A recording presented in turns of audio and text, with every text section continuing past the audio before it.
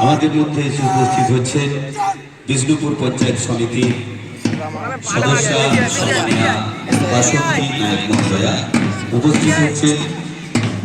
আমাদের পরিচালক সমিতি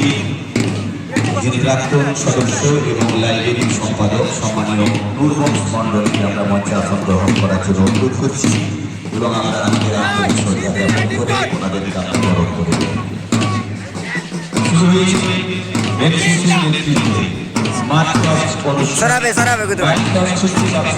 প্রতিযোগিতা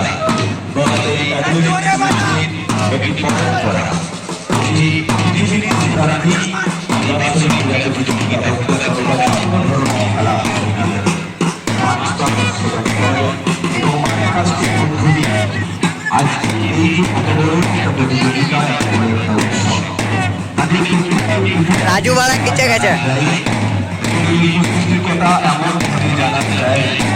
যে আমরা কতটা ভালোবাসি এবং বিদ্যালয় আমাদের বিদ্যালয় সেটি জানা যায়। আজ প্রত্যেকটি ছাত্রছাত্রী তারা বছর ধরে